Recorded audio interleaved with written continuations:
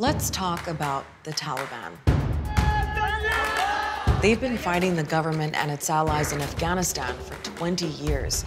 Today, they seem stronger than ever. The Taliban have adapted their tactics. They've gotten more brutal. And now the Americans are going home. It's time to end the forever war. Biden wants his troops out by September 11th, and that could strengthen the Taliban even more. So who exactly are the Taliban? How is it that they have so much power? And why are people worried they'll take over Afghanistan again?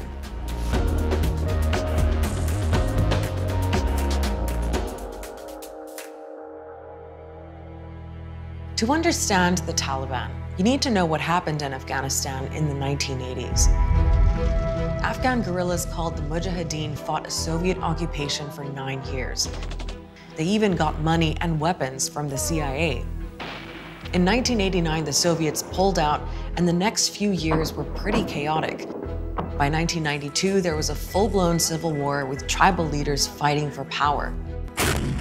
2 years later, a militia called the Taliban started getting attention. Many of its members had studied in conservative religious schools in Afghanistan and across the border in Pakistan, and some of them had also fought as Mujahideen. And they had their own plans for the country. The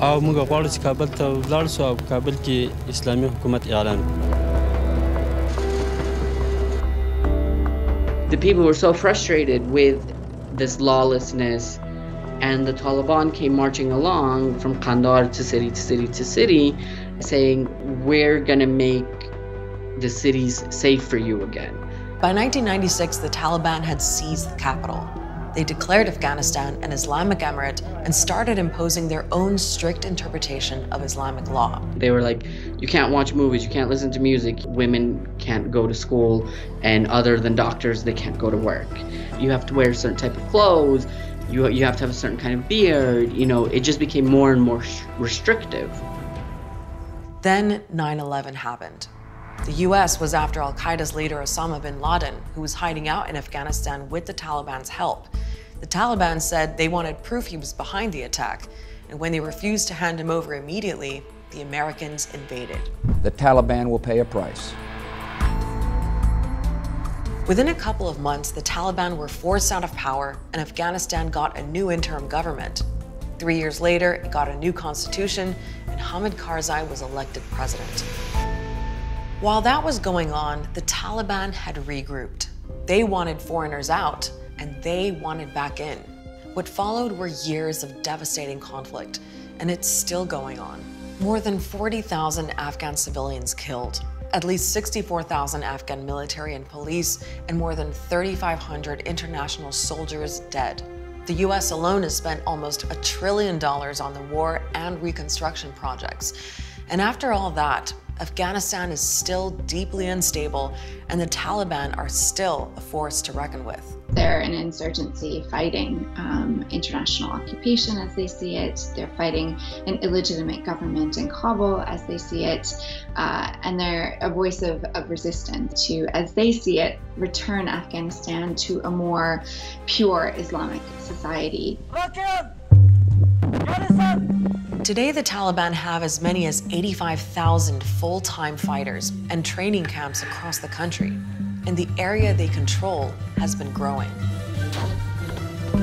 Right now, the Taliban control 1/5 of Afghan districts. On top of that, half of all districts are considered contested, which means the Taliban have a strong presence in many of those places too. And they control parts of some major highways. Whoever controls the roads in Afghanistan, pretty much controls the country. They've managed to basically give people the sense that, wherever you go, you'll have to deal with the Taliban.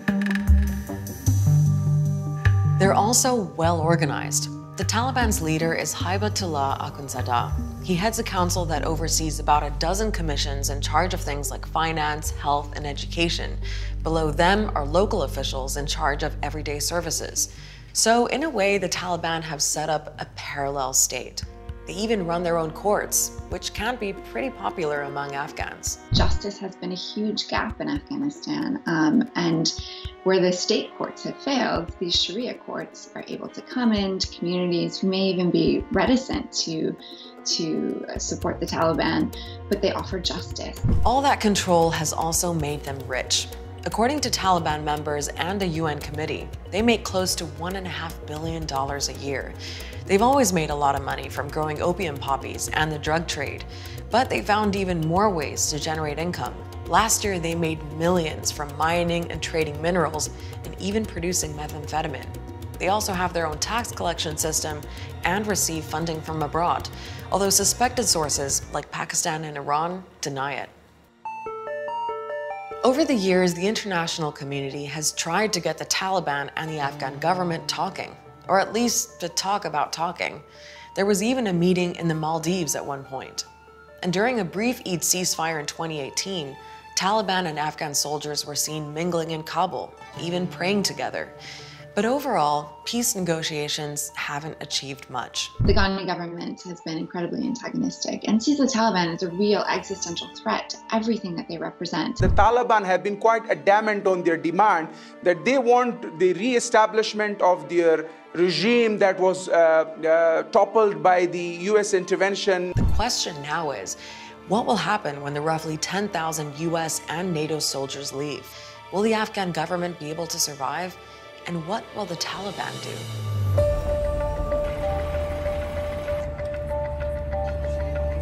Well, the prospects for peace and stability aren't looking great. Even while peace talks have been going on, almost 1,800 Afghan civilians have been killed or injured in the first 3 months of this year. That's almost 30% more than last year.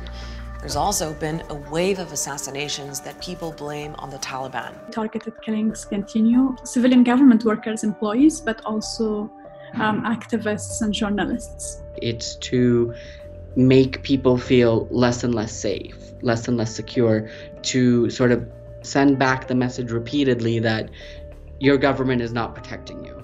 Afghans are already asking themselves what life might be like if the Taliban take over again. Will they rip up the constitution, which protects basic human rights? Will women be able to travel without a male guardian? Will women be able to be judges? Will a woman be able to run for president? There's a lot that is ambiguous and unknown. In a New York Times op-ed, the Taliban tried to clear things up, saying they want to build an Islamic system where the rights of women that are granted by Islam, from the right to education to the right to work, are protected. And right now, there are some places under Taliban control where girls are in school, but not everywhere. It's really localized. I mean, in some areas, we know that the local commanders are a bit more flexible when it comes to women's education. In some areas, they are not at all. So how much support is there for the Taliban? Well, according to a major public opinion study done in 2019, 85% of people said they had no sympathy for them. I've traveled to a large proportion of this country. The vast majority of people I speak to don't have a favorable view of the Taliban. و اما اون طالبه که در ذهن ما کابوس بد و خوابهای شیرین کودکانه مرا به یک خاطرات تلخ مبدل ساخته هرگز نمیپذیرم. People may not like them, but the Taliban know what they want, and they've shown that they're in it for the long haul. So far, their strategy seems to have worked. Al Jazeera is always monitoring the situation in Afghanistan and the negotiations here in Doha. So check out our website for the latest and YouTube for reports from our correspondents on the ground. I'll see you next week.